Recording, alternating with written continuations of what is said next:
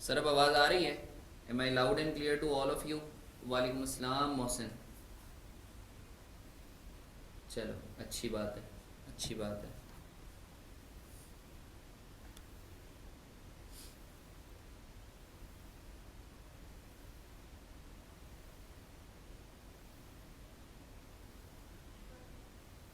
हाँ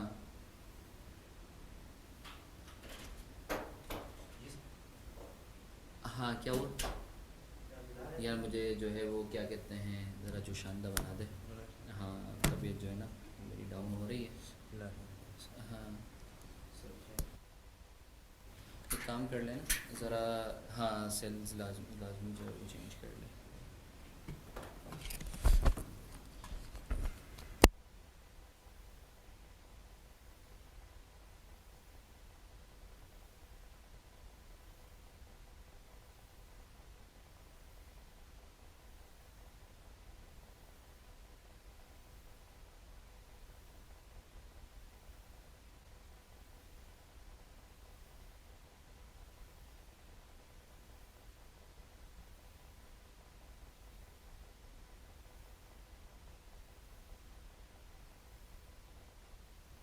क्या? लिमिट पर हुआ है। लीमू? नहीं, लीमू गला और ख़राब करेगा। अदरक लिया मक्खी थोड़ी सी लिया। नहीं, अभी कहाँ जाएगा यार। ये पास में नहीं नहीं, छोड़ दे। ग्रेटी में बना दो। हाँ सही। थोड़ी सी चीनी भी डाल देना। सही। ठीक। चलिए यार, बहुत बहुत शुक्रिया। इमरान बैठा भाई क्या? नहीं सर, नाम अलग है। अच्छा चलो सही है, ठीक है ठीक है। हाँ यार, थोड़ी तबीयत जो है वो ख़राब चल रही है।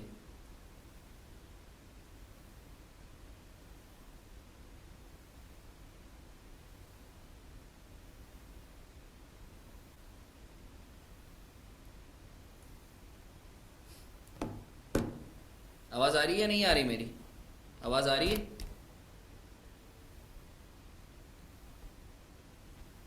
आवाज़ आ रही है या नहीं आ रही? ये वाली तेरी नज़र लगी है, मैं तुझे बताऊं तो जिस तरीके से जो है तू कमेंट्स कर रहा होता है ना, तेरी ही नज़र लगी है। अच्छा सर, खैर, coming to the point, coming to the point. Sir start करते हैं। आज का जो है हम लोगों का टॉपिक है अगेन दैट्स जो है क्या कहते हैं, बड़ा अहम एरिया है। IS-12 again one of the, I would say, interesting area and practically important area as well. Just hold on.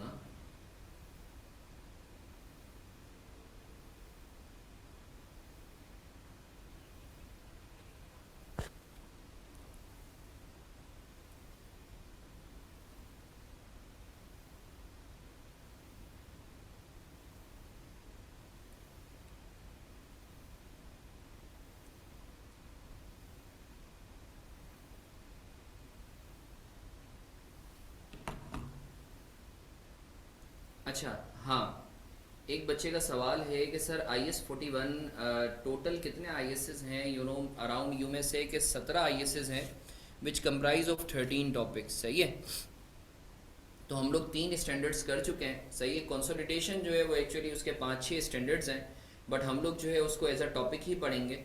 सही है, तो IS-12 ये वो वाला एरिया है जिसके ऊपर आप समझ लो कि एग्जामिनर जो है वो शॉर्ट सवाल पूछता ही पूछता है। क्योंकि जस्ट लाइक अ PPE ना, IS-12 तुम्हें पता है कि पाकिस्तान में रहते हुए स्पेशली हर चीज़ में टैक्स की रिपरकशंस तो हैं। सही है, तो सर स्टार्ट करें, आप लोग मेरे साथ हो? Should we start? किसी का कोई सवाल पिछली क्लास से? IS-41 के आई एम श्योर आप लोगों ने क्वेश्चंस वगैरह कर लिए होंगे। अच्छा, मैं एक दफ़ा रीइटरेट कर दूं कि कल परसों जो है तुम लोगों का FRS 9 का क्विज़ है। सही है, और मैं ये सोच रहा हूँ कि मैं हफ्ते में ना एक दिन प्रैक्टिस सेशन लगाऊं, क्योंकि माशाल्लाह तुम लोग मेच्योर्ड बच्चे हो, तो मुझे ऐसा लगता है कि हम लोग जो है ना अपना कोर्स काफ़ी जल्दी कवर कर लेंगे। तो जस्ट टू यू नो कि प्रैक्टिस करवाई जाए, या थोड़ा सा जो है क्या कहते हैं कुछ कॉम्प्रिहेंसिव क्वेश्चंस में जो है वो तो मैं देता रहूँ। तो तुम लोगों की क्या राय है, अगर हफ्ते में हमारे 5 दिन होते हैं तो उसमें एक दिन प्रैक्टिस का रख लें? क्या बोलते हो? तुम लोगों की क्या राय है इस सिलसिले में? चलो, बट डन हो गया। तो फिर हम लोग जो है जुम्मे वाला दिन या इतवार वाला दिन जो है वो हम लोग जो है क्या कहते हैं प्रैक्टिस का रख लेंगे, सही है। और बाकी दिन जो है वो हम लोग पढ़ते रहेंगे, क्योंकि हमारा कोर्स जिस पेस से जा रहा है माशाल्लाह, and I must appreciate you people, that you people are so smart माशाल्लाह, कि तुम लोगों का पिकअप बहुत अच्छा है। प्रैक्टिस सेशन ड्यूरेशन मेरे ख्याल से 1.5 से 2 घंटे की होगी, सही है। उसमें मैं तुम लोगों को क्वेश्चन दूंगा, it would be like you would be given like 20 minutes to 25 minutes to attempt the question, फिर उस क्वेश्चन को हम लोग मिलके करेंगे। अच्छा, IS-41 का सर क्या करना है? IS-41 का मैंने तुम लोगों को असाइनमेंट दिया था, इनफैक्ट मैंने जो है 2 हैंडआउट्स दिए थे जिसमें 10 क्वेश्चंस थे और उसके सॉल्यूशंस भी दे दिए थे। क्या आप लोगों ने वो कर लिए? क्या आप लोगों ने जो है वो क्वेश्चंस अटेम्प्ट कर लिए हैं? आप लोगों ने कष्ट किया अपनी मसरूफ ज़िंदगी में से वो करने का, या नहीं किया?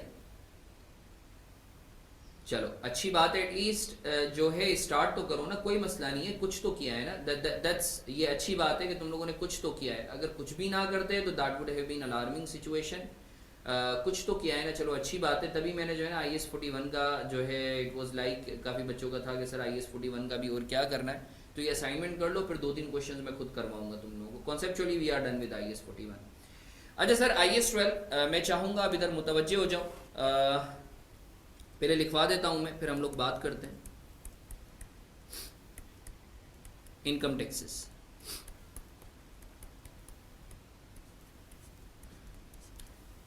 अच्छा सर बहुत गौर से सुनेंगे, बहुत गौर से सुनेंगे।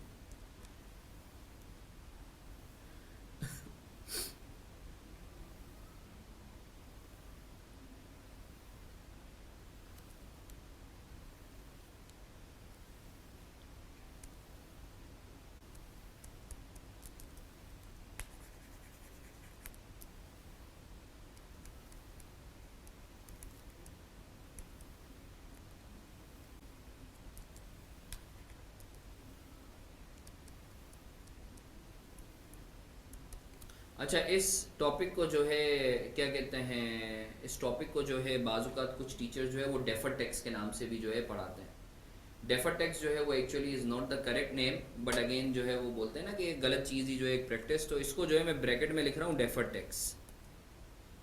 यानी तुम काफ़ी टीचर से सुनोगे डेफर्ड टैक्स जो है one of the complicated area है, बहुत मुश्किल एरिया है, कंपलसरी एरिया है, तो इसी टॉपिक की बात कर रहे होते हैं। इसकी प्रैक्टिकली इम्प्लीकेशंस भी बहुत ज़्यादा हैं, सही है। अब सर ये होता क्या है बता दो।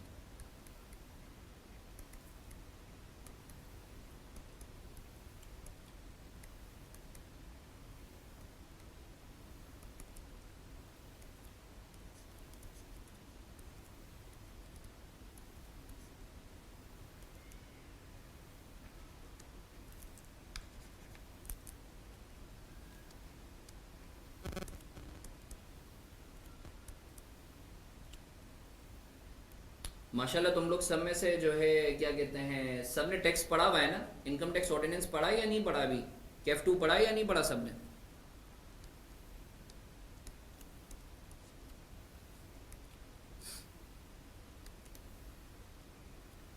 कोई ऐसा बच्चा जिसने टैक्स ना पढ़ा हो? कोई ऐसा बच्चा जिसने टैक्स ना पढ़ा हो?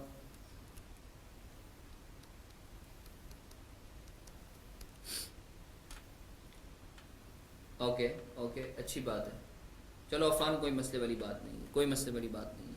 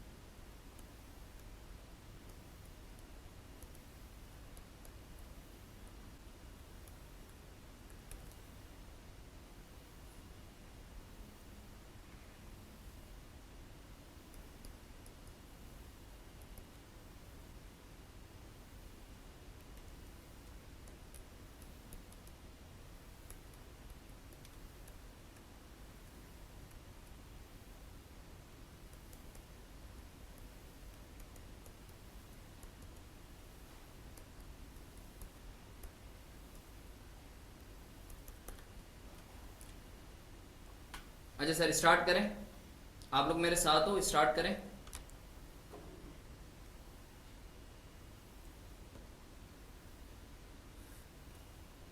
सब इधर मुतवज्जे हैं और हाथ में कैलकुलेटर लिए मैं, सब ने कैलकुलेटर लिया हुआ है प्लीज, सब ने कैलकुलेटर लिया हुआ है, सब ने कैलकुलेटर पिक किया हुआ है। ये देखो ये बहुत अहम स्टैंडर्ड है, ये बहुत अहम स्टैंडर्ड है। मैं चाहूंगा सब इधर मुतवज्जे हैं और मुझे रिस्पॉन्स करें।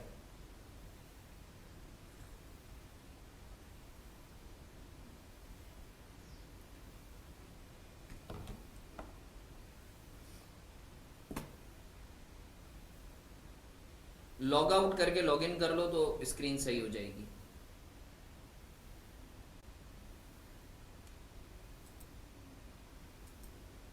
अच्छा सर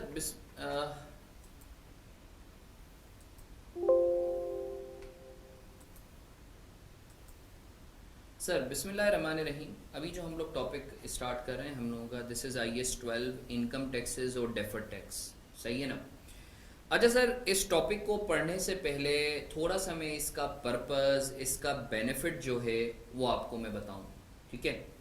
अच्छा इसका बेनिफिट या पर्पस बताने से पहले एक चीज़ आप अपने दिमाग में रख लें कि from tax perspective, from taxation perspective, income अपने साथ टैक्स का बर्डन लाती है और एक्सपेंस अपने साथ टैक्स का बेनिफिट लाता है।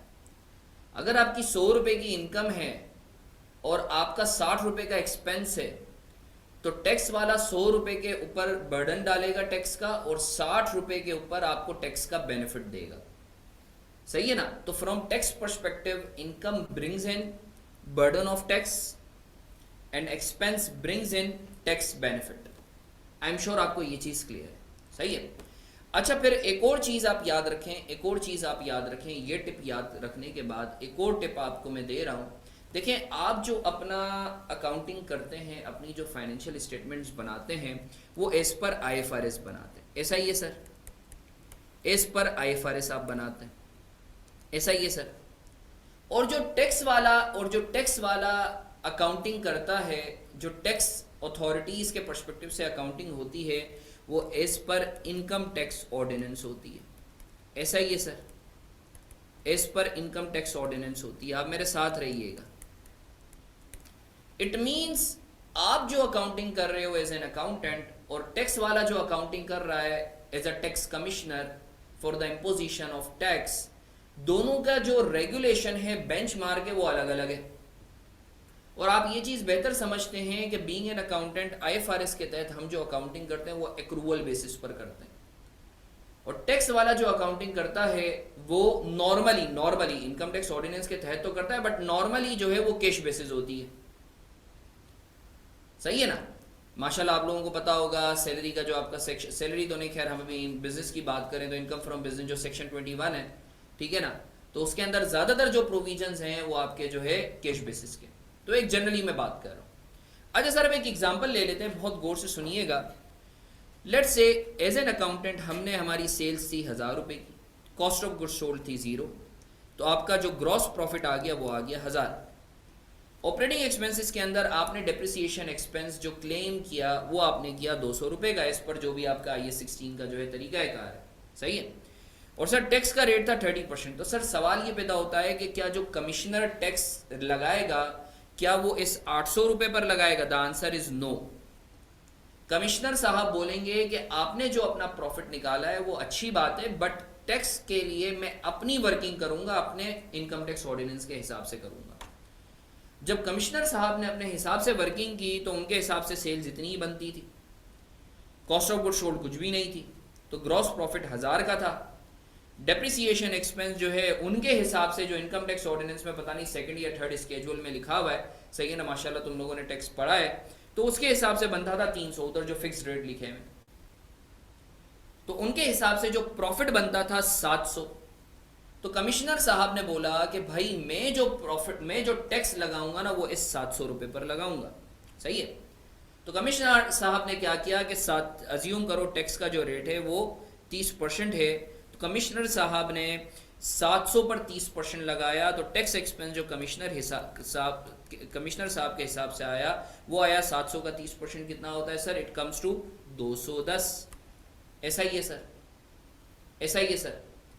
अब सर जरा गौर से सुनो, जब हम अपनी फाइनेंशियल स्टेटमेंट्स बना रहे होते हैं, जब हम अपनी फाइनेंशियल स्टेटमेंट्स बना रहे होते हैं, तो हम क्या टैक्सेबल प्रॉफिट शो करते हैं? नहीं सर, हम जो प्रॉफिट शो करते हैं वो तो हम अकाउंटिंग प्रॉफिट शो करते हैं, मगर जो हम टैक्स एक्सपेंस दिखा रहे होते हैं वो कौन सा वाला दिखा रहे होते हैं? जो कमिश्नर ने हमसे चार्ज किया है, विच इज 210, विच इज 210। ऐसा ही है ना सर?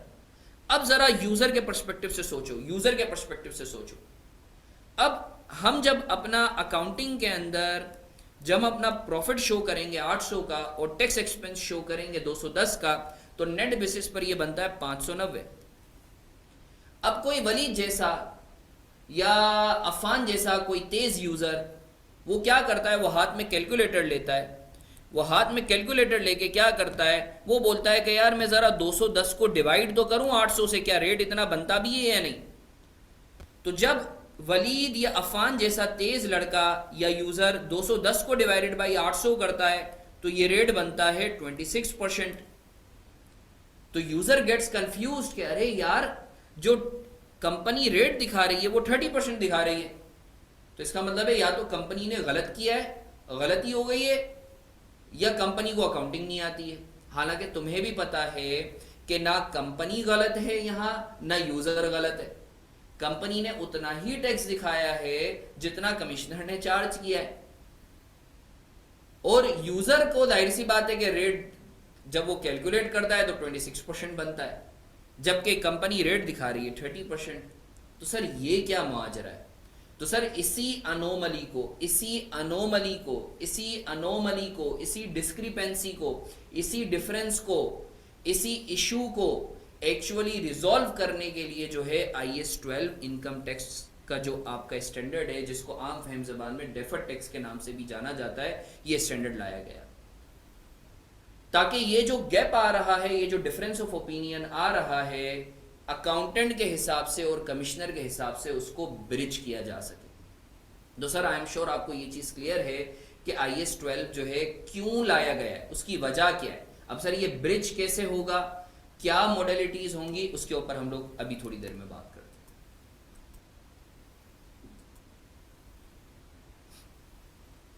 हैं। हाँ सर, इन शॉर्ट वलीद ने जो है बोला कि सर ये जो 4% का पंगा आ रहा है, इसके लिए जो है ये स्टैंडर्ड ओके।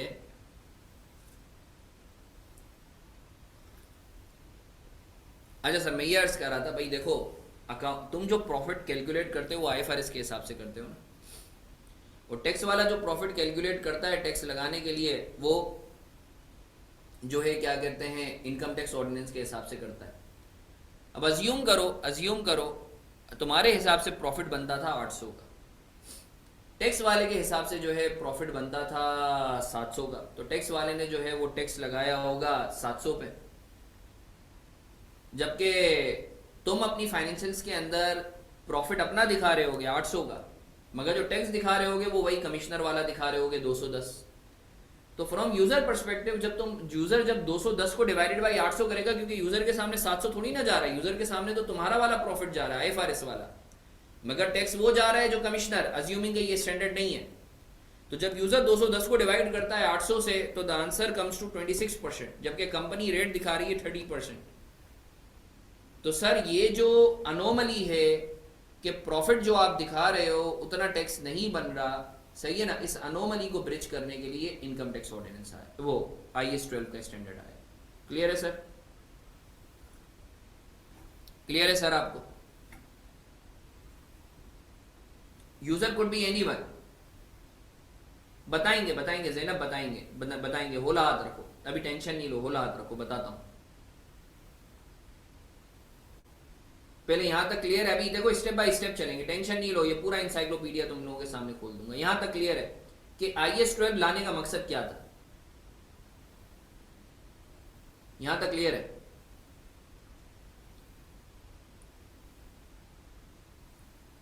मैं चाहूंगा सब बच्चे जवाब दें।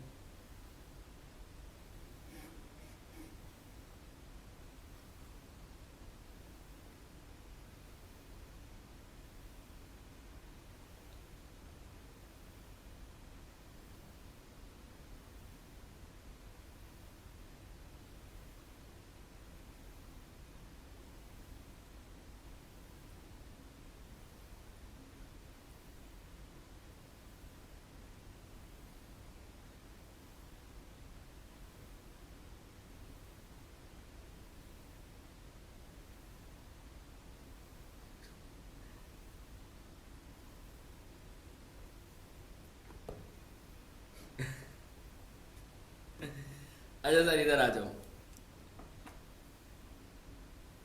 अब सुनना मेरी बात, अब बहुत गौर से सुनना। एक एग्जांपल करते हैं, एक एग्जांपल करते हैं थोड़ी देर के लिए। अज्यूम करो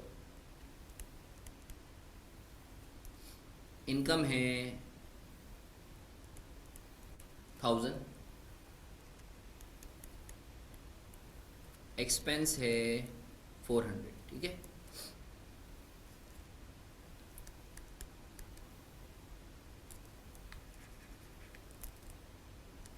प्रॉफिट बिफोर टैक्स है 600,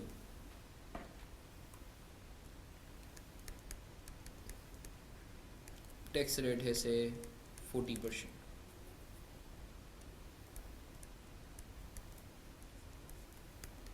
प्रॉफिट आफ्टर टैक्स है तुम्हारा 600 माइनस 240 कितना होता है? 360।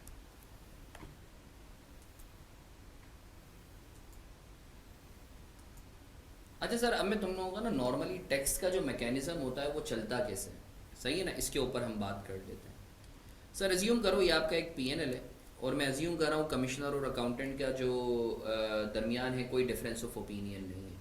जितनी हम इनकम मानते हैं एक्सपेंस मानते हैं उतना ही कमिश्नर जो है वो इनकम या एक्सपेंस मानता है। बहुत गौर से सुनना, हमारे हिसाब से इनकम जो है वो 1000 रुपये की है, एक्सपेंस है 400 का, प्रॉफिट बिफोर टैक्स है 600 का, टैक्स रेट है 40%, सही है, जो कि बनता है 240, तो आपका प्रॉफिट आफ्टर टैक्स हो गया 360। अब सर बैकएंड पे हुआ क्या है, ज़रा देखो इसकी एंट्री क्या पास हुई है। मैंने आप लोगों को एक बेसिक सा रूल बताया है कि सर इनकम अपने साथ टैक्स का बर्डन लाती है और टैक्स अपने साथ टैक्स का बेनिफिट लाता है। सर एंट्री क्या पास हुई होगी समझना।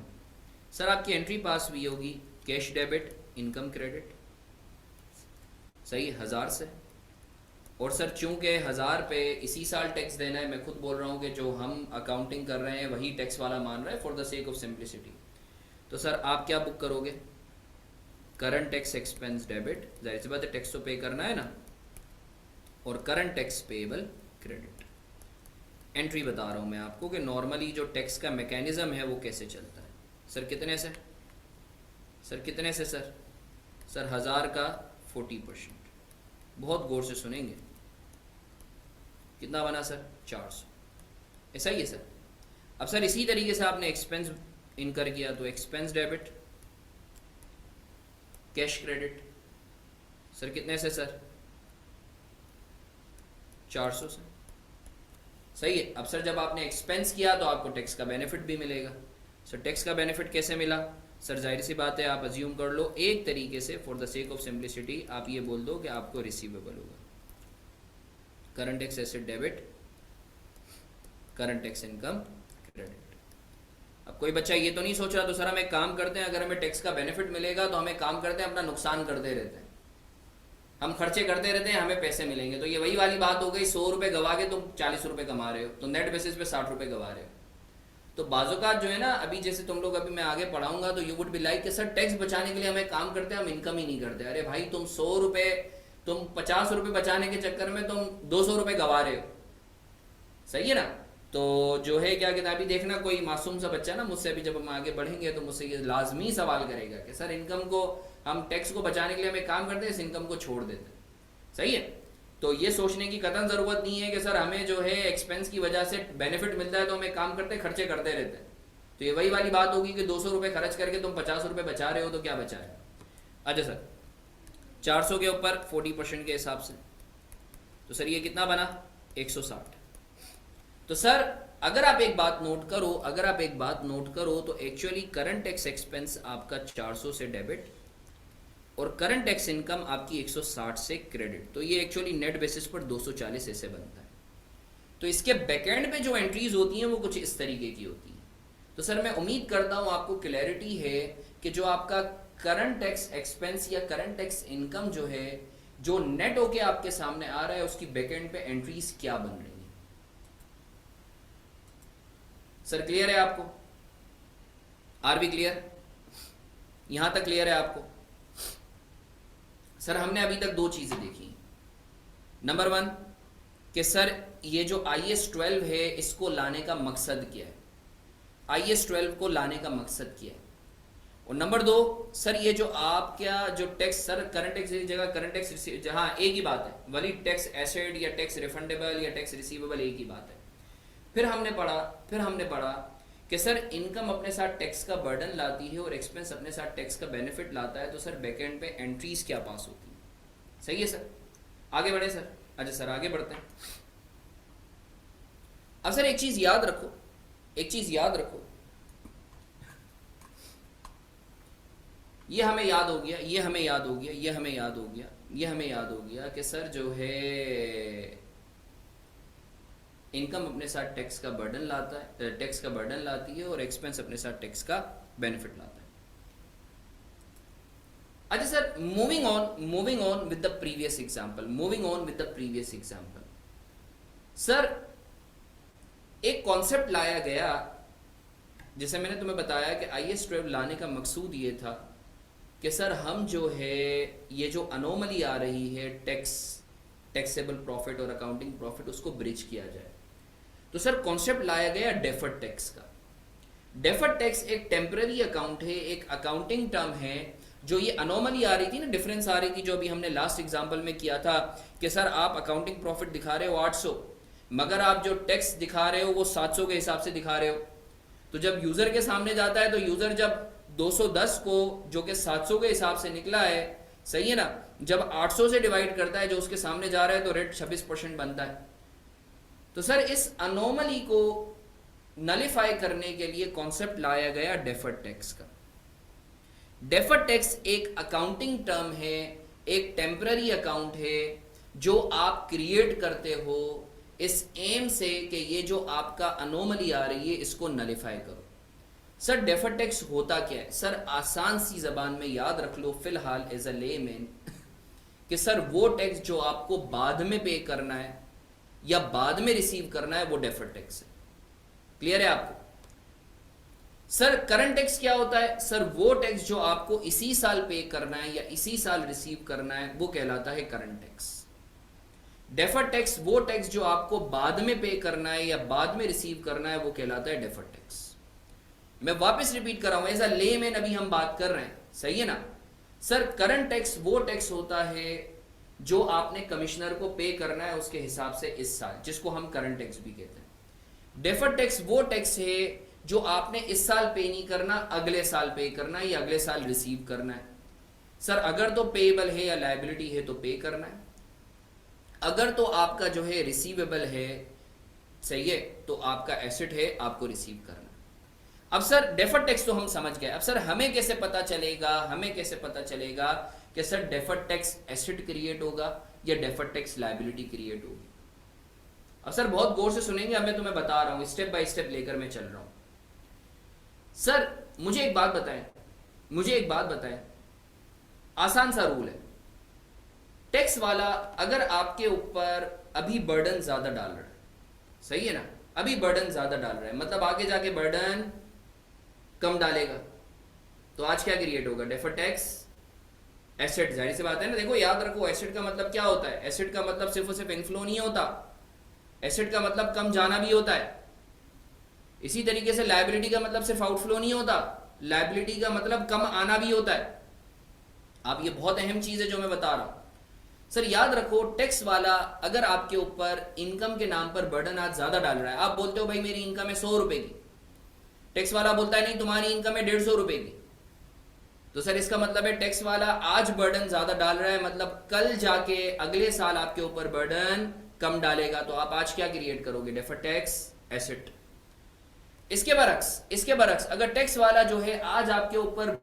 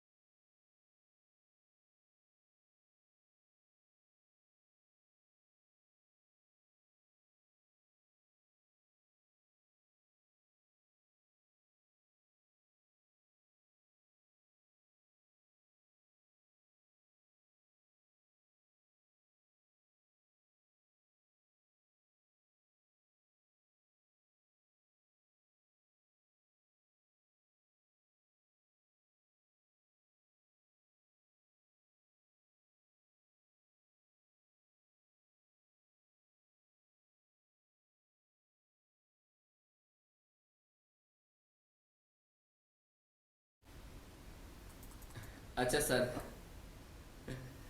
सही।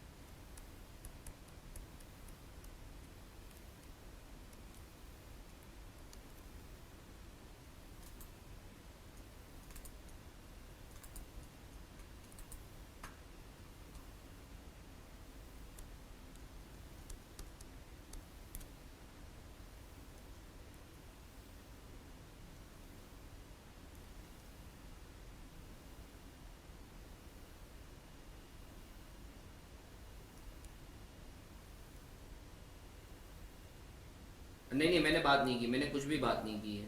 मैं अभी बात कर रहा हूँ, मैं अभी बात कर रहा हूँ।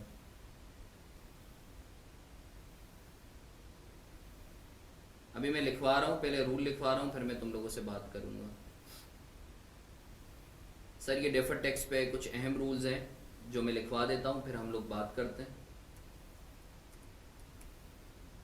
मैं अगेन अगर तुम लोगों को बताऊं, डेफर टैक्स जो है ये वो एरिया है जो सीए फाइनल्स तो क्या प्रैक्टिकली भी बहुत सिग्निफिकेंस का हामिल है, स्पेशली पाकिस्तान में, जहाँ हर चीज़ में पहले टैक्स होता है, बाद में जो है वो चीज़ होती है।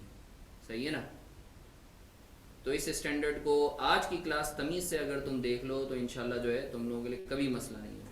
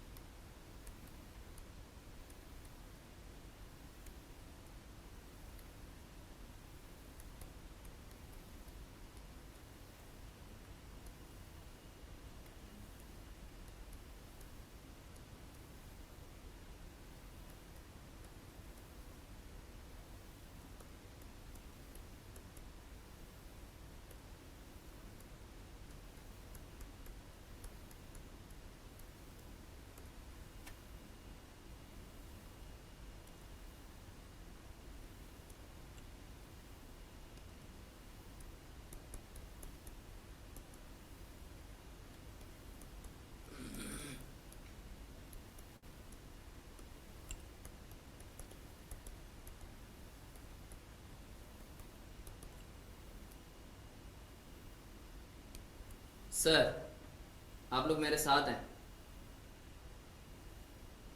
सर आप लोग मेरे साथ हैं? सर आप लोग मेरे साथ हैं? अब सर सब कुछ छोड़ दो, इधर मुतवज्जे हो जाओ। आज की क्लास इतनी अहम क्लास है कि अगर तुमने ये वाली क्लास को तमीज़ से समझ लिया ना, जितने सवालात करने हो मुझसे करना, क्योंकि आज की class would be the foundation level class. अगर तुम्हारी ये फाउंडेशन जितनी स्ट्रॉन्ग होगी ना डेफर्ड टैक्स की, सही है ना, तो आगे जितने भी, और एक और चीज़ मैं फिर से बोल रहा हूँ, एग्जामिनर मिनिमम इससे डायरेक्टली और इनडायरेक्टली 15 मार्क का पूछता ही पूछता है। ये अलग से सवाल नहीं आएगा, ये किसी दूसरे सवाल के साथ फिट हो गया आएगा। तो इस स्टैंडर्ड को ना, दिस इज एवरग्रीन स्टैंडर्ड, सही है। तो इस स्टैंडर्ड को बहुत गौर से सुनना है। यानी इस स्टैंडर्ड को बाजुकात जो है मैं ऑन अ लाइटर नोट बाजुकात गटर भी कहता हूँ। क्यों? क्योंकि इसके अंदर हर टॉपिक आ सकता है, हर टॉपिक समा सकता है, सही है। तो सर मैं चाहूंगा जी बिल्कुल, एवरी अटेम्प्ट। अच्छा सर, तो मैं चाहूंगा इधर आप लोग मुतवज्जे हैं मेरे साथ, इधर मुतवज्जे होके सुन रहे हैं तो सर आप लोग बस अब सुकून से सुने, कॉपी वगैरह छोड़ दें। सर बिस्मिल्लाहिर्रहमानिर्रहीम। सर सबसे पहले हम लोगों ने बात की कि सर IAS 12 लाया क्यों गया, what was the reason for bringing in income tax का स्टैंडर्ड, जिसको हम लोग डेफर्ड टैक्स के नाम से भी आम फहम जबान में जानते हैं। फिर मैंने तुम्हें बताया कि देखो सर, याद रखो, टैक्स के पर्सपेक्टिव से इनकम अपने साथ टैक्स का बर्डन लाती है, और टैक्स और एक्सपेंस अपने साथ टैक्स का बेनिफिट लाता है। फिर मैंने तुम्हें बताया कि देखो यार, जब तुम टैक्स के पर्सपेक्टिव से एंट्री पास करते हो, तो ये जो सामने तुम्हें टैक्स एक्सपेंस नजर आ रहा होता है, बैकएंड पे इसकी एंट्रीज ये पास होती हैं। इसको डिटेल में हमने देखा। फिर मैंने तुम्हें बोला कि सर एज अ लेमैन अगर तुम एक बात नोट करो, तो सर करंट टैक्स और डेफर्ड टैक्स में क्या फर्क है? सर करंट टैक्स वो टैक्स है जो कमिश्नर चार्ज करता है। डेफर्ड टैक्स ये अकाउंटेंट की टर्म है, पहला डिफरेंस। दूसरा डिफरेंस जो तुमने एज अ लेमैन याद रखना है, सर करंट टैक्स वो टैक्स होता है जो तुमने इस साल पे करना है या रिसीव करना है। अगर एसेट है तो रिसीवेबल, और अगर लायबिलिटी है तो पेएबल। डेफर्ड टैक्स वो टैक्स है जो तुम्हें अगले साल पे या रिसीव करना है। अगर लायबिलिटी है तो आपका पेएबल, आपको पे करना है, डेफर्ड टैक्स लायबिलिटी, और अगर आपको रिसीव करना है तो डेफर्ड टैक्स एसेट, सही है। अच्छा सर, अब हमें कैसे पता चलेगा, जो अभी हमारा अहम मुद्दा है वो ये है कि सर हमें कैसे पता चलेगा कि sir deferred tax asset create होगा या डेफर्ड टैक्स लायबिलिटी क्रिएट होगी।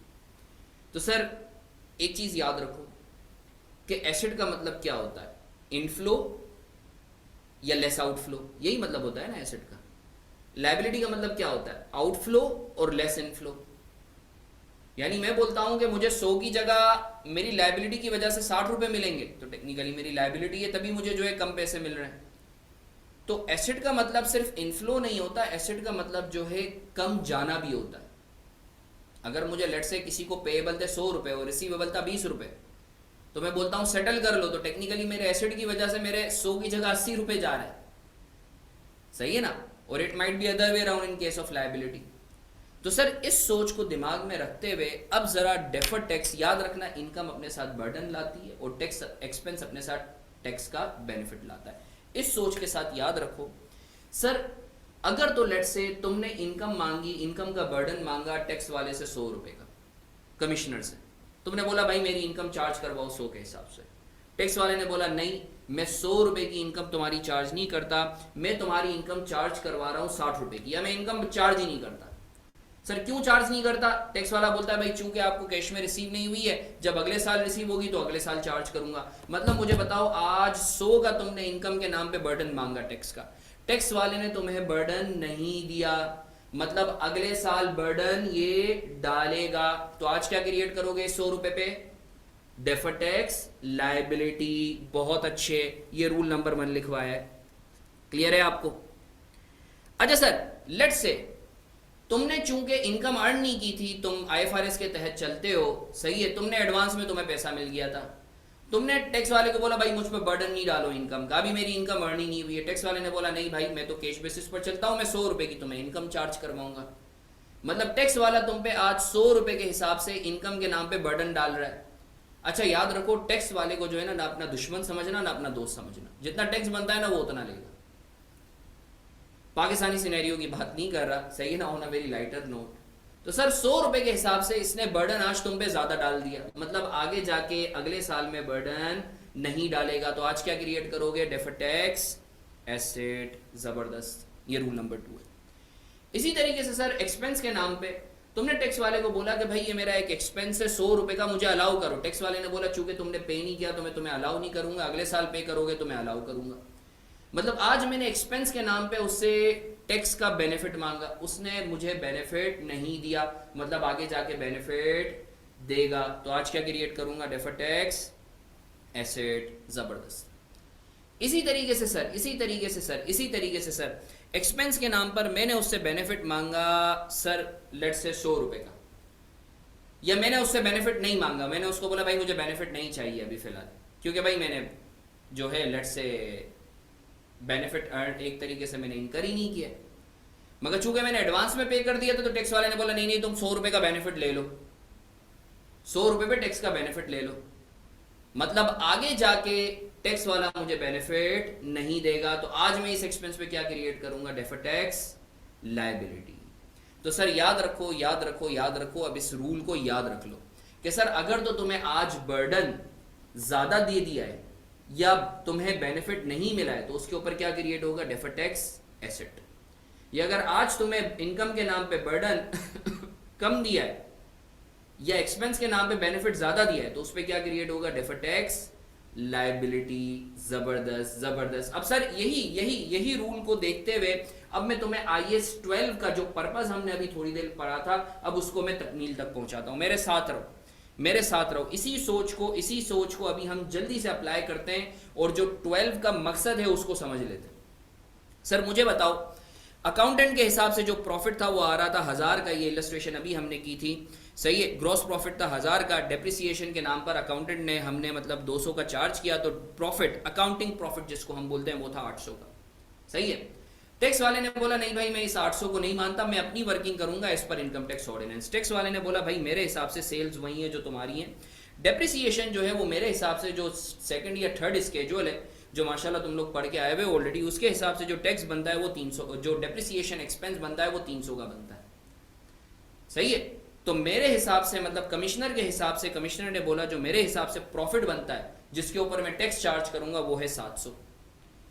अब याद रखना, जब तुम अपने फाइनेंशियल स्टेटमेंट्स बनाओगे और 1 मिनट के लिए डेफर्ड टैक्स को साइड पे छोड़ दो, तो तुम 700 के ऊपर 210 का जो है एक्सपेंस दिखाओगे,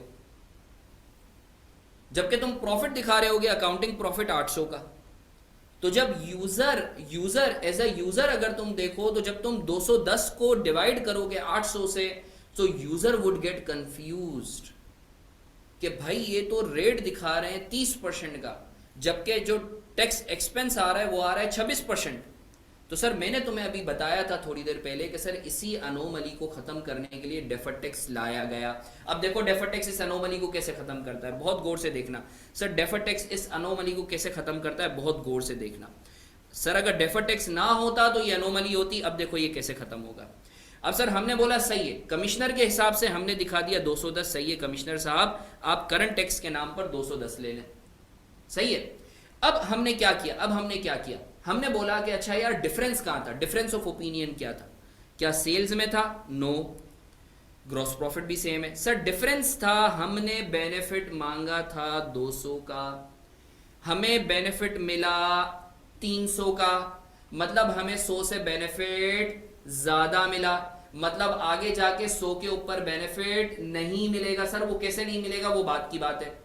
तो सर इसका मतलब है आज इस 100 पर जो भी टैक्स रेट है उसके हिसाब से क्या क्रिएट कर लूं, डेफर्ड टैक्स लायबिलिटी, ऐसा ही है। तो सर जल्दी से बताओ, अगर मैं 100 रुपए के ऊपर 30% का रेट लगाता हूं तो कितना बनता है, सर बनता है 30। तो इससे मैं क्या एंट्री लगाऊंगा, deferred tax expense debit, deferred tax liability credit. Sir कितने से, 30 से। तो सर मैं करंट टैक्स एक्सपेंस के साथ मैं एक और एक्सपेंस दिखा दूंगा, डेफर्ड टैक्स एक्सपेंस, कितने से, 30 से। तो सर इसके बाद जो मेरा टोटल टैक्स बन जाएगा वो बन जाएगा 240। अब मेरा बच्चा जल्दी से डेफर्ड टैक्स को इनकॉर्पोरेट करने के बाद अब तुम जल्दी से 240 को एज अ यूजर अगर डिवाइड करो 800 से, तो जल्दी से बताओ तुम्हारा रेट कितना बनता है। आई एम श्योर तुम्हारा रेट बन चुका होगा 30%। Now your user would be comfortable and he would be calm down कि हाँ अब 30% बन रहा है। तो now you got the point कि why we brought in the concept of deferred tax just to nullify the impact of the difference of opinion between the commissioner and the accountant। अगर तो ये डेफर टैक्स ना खोलता मैं तो ये हमेशा अनोमली रहती। तो सर आई होप आपको क्लियर है और इंशाल्लाह आज के बाद आप डेफर टैक्स क्यों लाया गया, किस तरीके से ये ब्रिज के तौर पे काम आता है, कभी नहीं भूलोगे।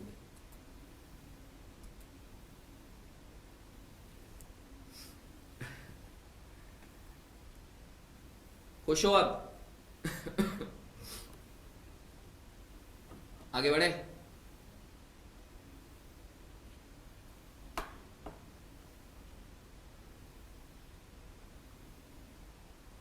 जरा इसकी पिक्चर लेके ग्रुप पे डाल दो, इसकी पिक्चर लेके ग्रुप पे डाल दो।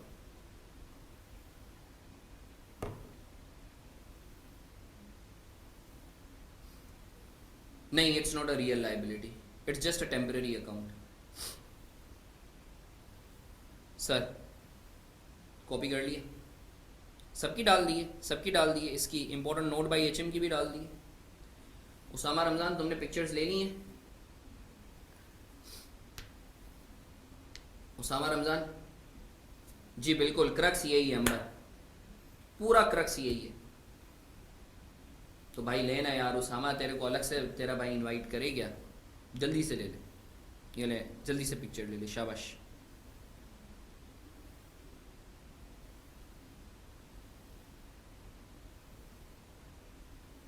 चल स्टैंड डाल देना, डाल देना, डाल देना, आगे बढ़े।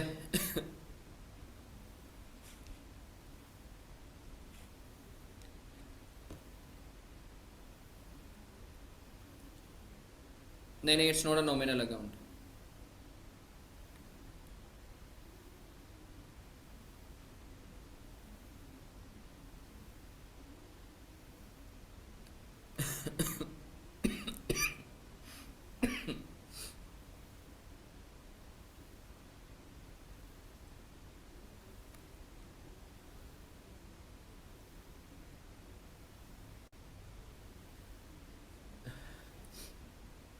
नहीं नहीं, एक ही बनेगा सर। अब अल्लाह का शुक्र है, एक इलस्ट्रेशन करते हैं, एक इलस्ट्रेशन करते हैं ताकि हमें ये कॉन्सेप्ट वगैरह जो है और क्लियरिटी और जो है वो बेहतरी के साथ जो है वो हमें क्लियर हो। मैं चाहूँगा सब इधर मुतवज्जे हो जाए, मैं चाहूँगा सब इधर मुतवज्जे हो जाए, आप लोग मेरे साथ हो। जस्ट होल्ड ऑन, मैं ज़रा जो है वो चार्जर लगा दूँ।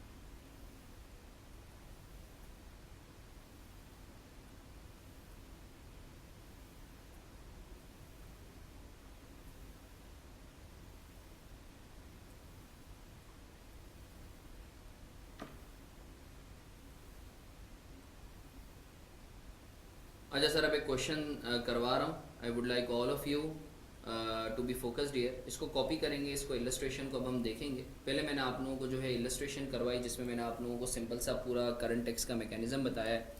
अब ये इलस्ट्रेशन 2 है जिसके अंदर हम लोग देखेंगे कि सर किस तरीके से जो है आप डेफर्ड टैक्स जो है वो क्रिएट करते हो।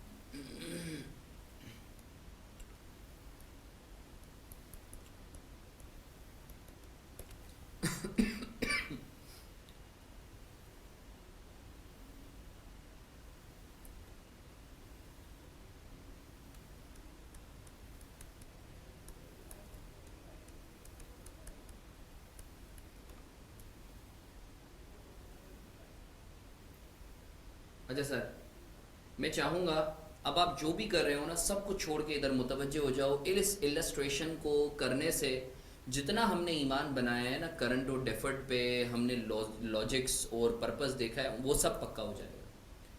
मैं चाहूँगा आप लोग सब मेरे साथ रहो, भले हम इस इलस्ट्रेशन के बाद ऑफ कर देंगे, बट मैं चाहूँगा इधर मुतवज्जे रहो। ये इलस्ट्रेशन जो है ना, तुम समझ लो कि this is the main pillar. आप मेरे साथ हो, सबके सब मेरे साथ हो।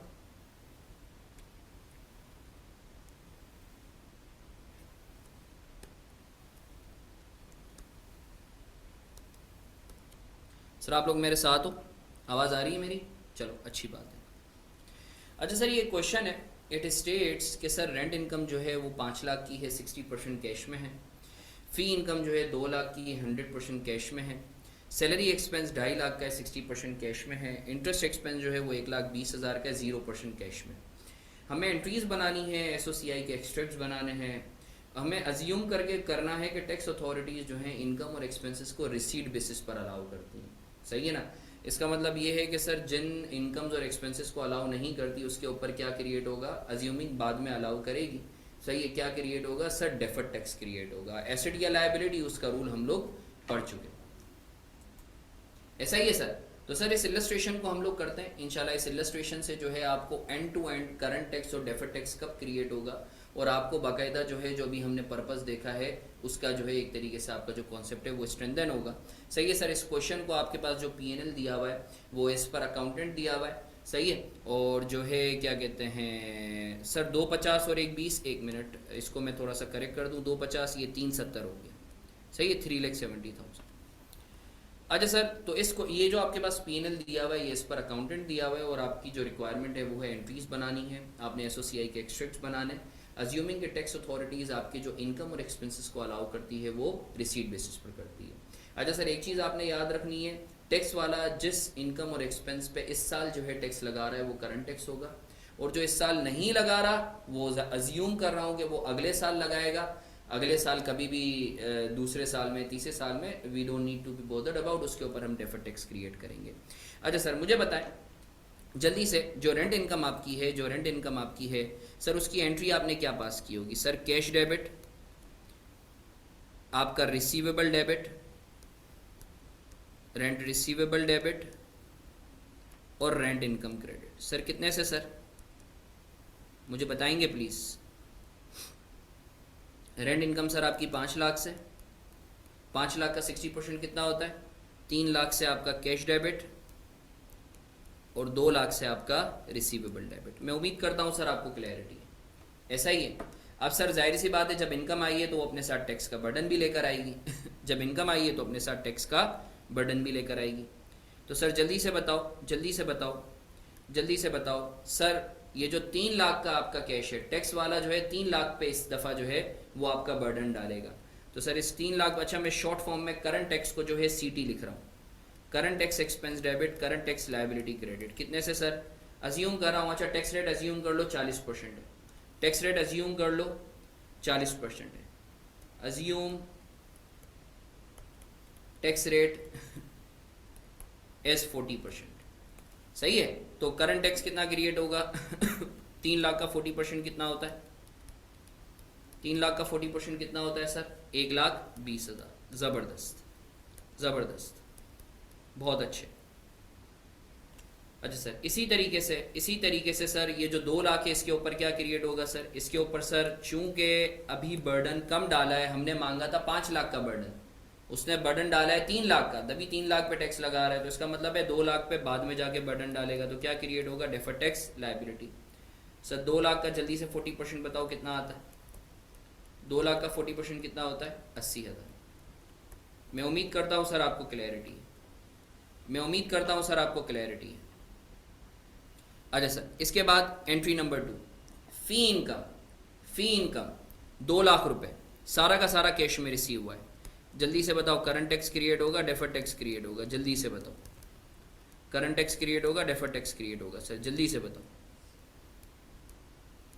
ज़बरदस्त, बहुत अच्छे, बहुत अच्छे सर, बहुत अच्छे सर। सर सारा का सारा करंट टैक्स क्रिएट होगा, current tax expense debit current tax liability. Sir current tax liability को करंट टैक्स पेबल भी लिख सकते हैं जी, बिल्कुल लिख सकते हो सर। कितने से? 2 लाख का 40%, इट कम्स टू 80,000। 89,000 क्या? 80,000 ना बच्चा। अच्छा सर इसके बाद salary expense. Salary expense sir salary expense आपके पास था कितना? 2.5 लाख का। हमने बेनिफिट मांगा 2.5 लाख का, मगर हमने जो कैश में पे किया है वो कितना है? कैश में कितना पे किया है? 2.5 लाख का 60% कितना होता है? 150। तो बाकी क्या होगा? पेएबल। अच्छा सर जल्दी से बताओ करंट टैक्स कितने पे? अब ये करंट टैक्स एक तरीके से आपका बेनिफिट होगा, मतलब current tax asset debit, current tax income credit, CDI. Sir कितने से सर? टैक्स वाला 1.5 लाख पे बेनिफिट देगा ना 40%। 1.5 लाख का 40% 60,000, ज़बरदस्त। और सर बाकी जो पेएबल है उसके ऊपर क्या क्रिएट होगा? डेफर टैक्स इनकम, क्योंकि हमने बेनिफिट मांगा था 2.5 का, हमें मिला है 1.5 का। 1 लाख का बाद में मिलेगा 40,000, क्योंकि टैक्स का रेट है 40%। सर ये कैसे आया 1 लाख का? मैं उम्मीद करता हूं सर आपको क्लैरिटी है। इसी तरीके से सर इंटरेस्ट एक्सपेंस, जल्दी से बताओ इंटरेस्ट एक्सपेंस पे क्या क्रिएट होगा? जल्दी से बताओ सर, इंटरेस्ट एक्सपेंस पे सर क्या क्रिएट होगा? जल्दी से बताओ।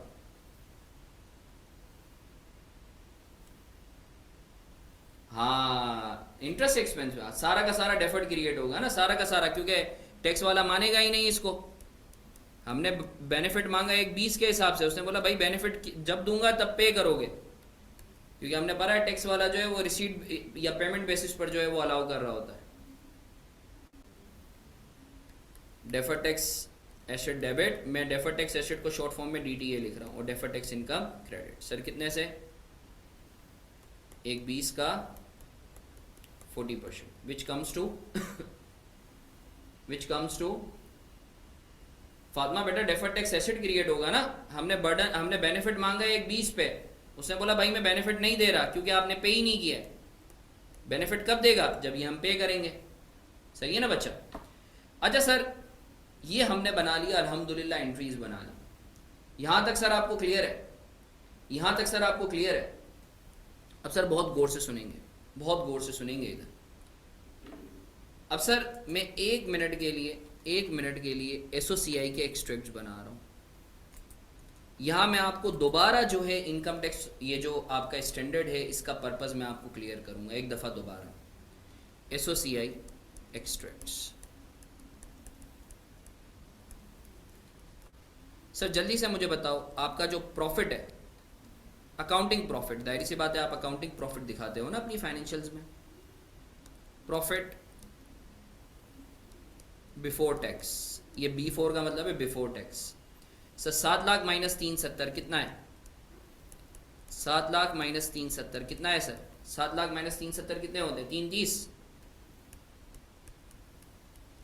अच्छा सर अगर तो आप लोगों ने डेफर टैक्स ना पढ़ा होता तो आप क्या करते? आप सिर्फ करंट टैक्स एक्सपेंस लेते। ऐसा ही है सर, सिर्फ करंट टैक्स एक्सपेंस लेते।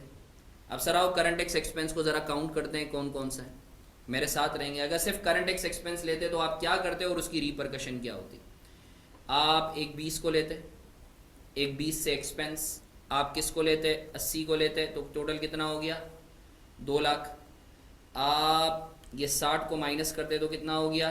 140। आप 60 को माइनस करते तो कितना हो गया? 1 लाख। ऐसा ही करते 1.20 प्लस 80, 2 माइनस 60 माइनस 40, ऐसा ही करते। आपका करंट टैक्स एक्सपेंस कितना आता? 1 लाख आता। ऐसा ही था, 1 लाख आपका एक्सपेंस आता। ऐसा ही था सर। सैलरी एक्सपेंस में रिमेनिंग डेफर्ड टैक्स एसेट और सैलरी एक्सपेंस में, हाँ तो ये मैंने बुक तो किया है बच्चा, अच्छा ये करंट नहीं है, डेफर्ड है, ये डेफर्ड है, सही है। ये जो एंट्री नंबर 8 है ये करंट नहीं है, डेफर्ड है। दैट वो slip of actually you know a pen, ये डेफर्ड है आपकी। तो सर ये 1.20 और ये तो ये 60, ये आपकी 1.40 होता, करेक्टली हाईलाइटेड बच्चा, 1.40 सही है। सर 7th एंट्री में एसिड क्यों आया है बेटा? हमने जो है एक्सपेंस अपने साथ बेनिफिट लाता है ना टैक्स का, तो टैक्स वाले ने बोला अच्छा यार एक 50 का आपने एक्सपेंस आपने पे किया है तो हम मान लेते हैं, तो हम आपको इसके ऊपर टैक्स का बेनिफिट देंगे। तो बेनिफिट के लिए हमने इनकम बुक कर ली। जब इनकम क्रेडिट करोगे तो जाहिर सी बात है डेबिट एसिड करोगे ना, सही है स्नेह। बस ये जो एंट्री नंबर 8 है ये डेफर्ड है, ये जो 1 लाख था ना आपका पेएबल, सही है, इसको बाई मिस्टेक जो है जल्दी जल्दी में मैंने करंट टैक्स लिख दिया था। तो सर इसको मैं मिटा देता हूँ, इस सर्कल को ब्लैक वाले, 1.20 प्लस 80 2 लाख का एक्सपेंस माइनस 60, तो आपका नेट बेसिस पे करंट टैक्स जो है, करंट टैक्स आपका 1.40 था। अब सर अज्यूम कर लो 1 मिनट के लिए अगर डेफर्ड टैक्स ना होता तो ये दुनिया कैसी होती, सही है। तो सर आप क्या करते एज अ यूजर आप 1.40 को डिवाइड करते 3.30 से, जरा करो तो 1.40 को 3.30 से डिवाइड तो कितना आता है सर? 1.40 को डिवाइड करो 3.30 से कितना आता है वलीद बेटा? 1 मिनट, 42%। तो ये दुनिया कुछ इस तरीके की होती है अगर तो डेफर्ड टैक्स ना होता। इसी हालांकि रेट है 40%, जबकि आप जो है करंट टैक्स को सिर्फ लेते हो तो आपका रेट आ रहा है 42%। इसी अनोमली को ब्रिज करने के लिए कॉन्सेप्ट लाया गया डेफर्ड टैक्स का, जिसको मैं अभी ग्रीन से जो है सर्कल करूंगा। अब तुम देखना डेफर्ड टैक्स की वजह से क्या होता है। सर डेफर्ड टैक्स एक्सपेंस है 80 का, सही है, इसको मैं ग्रीन से 80 का एक्सपेंस 1, फिर सर आपका 40 की इनकम दूसरा, 80 का एक्सपेंस 40 की इनकम, नेट बेसिस पे 40 का एक्सपेंस, और ये 48 की इनकम। तो नेट बेसिस पे कितने की आपका इनकम, डेफर्ड टैक्स के नाम पे कितने की इनकम? सर ग्रीन नहीं, अच्छा ग्रीन नहीं तो सर एक काम कर लेते हैं, रेड कर लेते हैं, ऐसा ये लो रेड कर लो। 80 का एक्सपेंस, 40 की इनकम 1 और 48 की इनकम 2। तो नेट बेसिस पे आपकी जो डेफर्ड टैक्स के नाम पे इनकम है वो कितनी आ रही है? 8। डेफर्ड टैक्स के नाम पे जो आपकी इनकम आ रही है सर वो कितनी आ रही है? 8,000। अब सर आप नेट करो और ये देखो आपका जो आ रहा है 1,32,000 का एक्सपेंस आ रहा है। अब सर एज अ यूजर अब आप करो 1,32 को डिवाइड 330 से, तो यू वुड बी अमेज्ड कि अब आपका 40% बैठेगा। तो यू सी कि डेफर्ड टैक्स लाने की वजह क्या थी? To neutralise the impact of the difference of opinion of accountant and the commissioner। तो सर मैं उम्मीद करता हूँ आपको क्लैरिटी है कि इनकम टैक्स का जो आपका स्टैंडर्ड है वो क्यों लाया गया, करंट और डेफर्ड टैक्स में क्या फ़र्क है, पीछे एंट्रीज बैकएंड पे क्या पास हो रही होती हैं और किस तरीके से आप एसओसीआई के एक्सट्रैक्ट बनाते हैं। अच्छा सर अब मैं सवालात ले रहा हूँ, मैं चाहूँगा कि मैं सवालात आप लोगों के एंटरटेन करूँ। हाँ वलीद बेटा आप सवाल करेंगे जल्दी जल्दी। एंट्री 7। अच्छा वलीद बेटा मुझे एक बात बताओ, एक्सपेंस अपने साथ टैक्स का क्या लाता है? वलीद एक्सपेंस अपने साथ टैक्स का क्या लाता है? बेनिफिट। तुमने सैलरी के नाम पे कितना एक्सपेंस इनकर किया है बताओ? सैलरी के नाम पे कितना बेनिफिट इनकर किया है? वो एक्सपेंस कितना इनकर किया है? 2.5 लाख। अच्छा तुम्हें पता है ना कि टैक्स वाला जो है वो रिसीट और पेमेंट बेसिस पे जो है वो एक्सपेंस मानता है। मतलब अगर तुमने कोई पेमेंट की होगी तो वो इस साल आपको उसका बेनिफिट देगा। तुमने 2.5 लाख में से कितने की पेमेंट की है बेटा? 1.5 लाख। तो तुम्हें इस साल जो है, और हमें पता है जो इस साल आपको मिल रहा होता है या पे कर रहे होते हैं वो करंट टैक्स कहलाता है। तो बेटा मुझे बताओ 1.5 लाख के ऊपर तुम्हें बेनिफिट मिलेगा या बर्डन मिलेगा?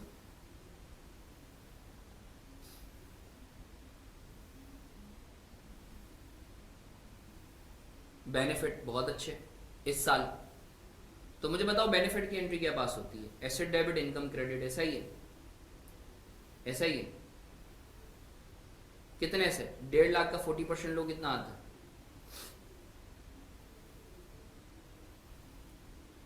हाँ तो यही तो क्या है, करंट टैक्स एसेट डेबिट 60 से, करंट टैक्स इनकम क्रेडिट 60 से, यही तो क्या है, सब तो आता है तुझे। माशाल्लाह ज़बरदस्त, सब तो आता है तुझे, ऐसे ही परेशान होता है यहाँ तू।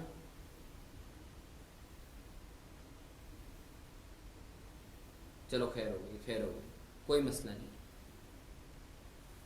हाँ बिल्कुल सही बोला, बिल्कुल सही बोला। चल सर, इसकी ज़रा पिक्चर लेके ग्रुप पे डाल दो जल्दी से।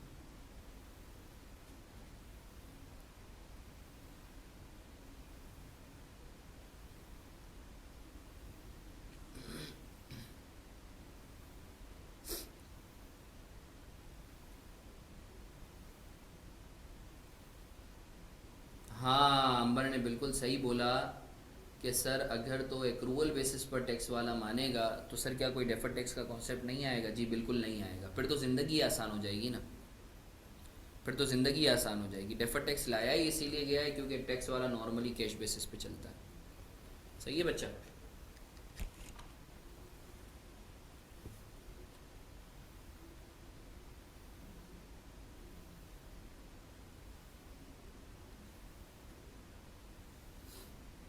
तो सर खुश हो? सवालात करोगे?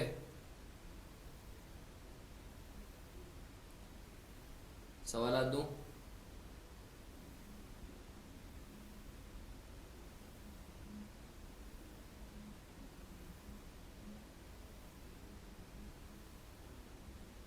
चलो सर मैं सवालात जो है वो तुम लोगों को जो है वो भेज दूंगा, डोंट यू वरी, ठीक है ना।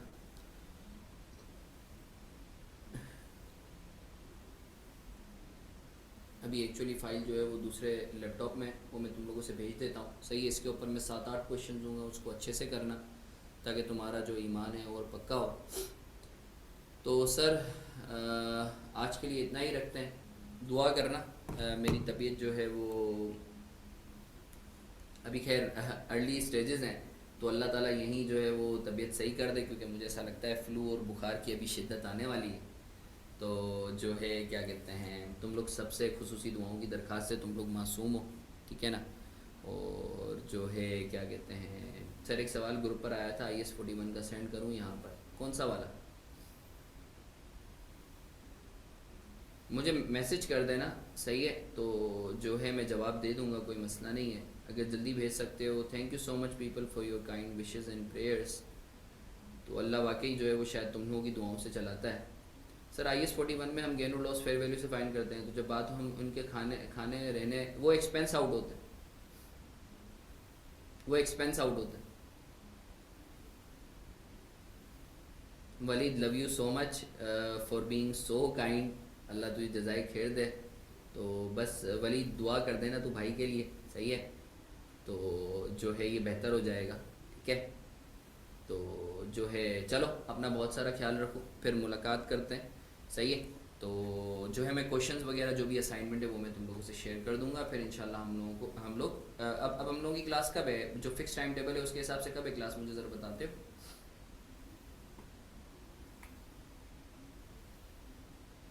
इट्स ऑन वेडनेसडे, सही है, सही है, सही है, ठीक है, ठीक है, ठीक है, ठीक है। चलो ख्याल रखो अपना, अल्लाह हाफिज़।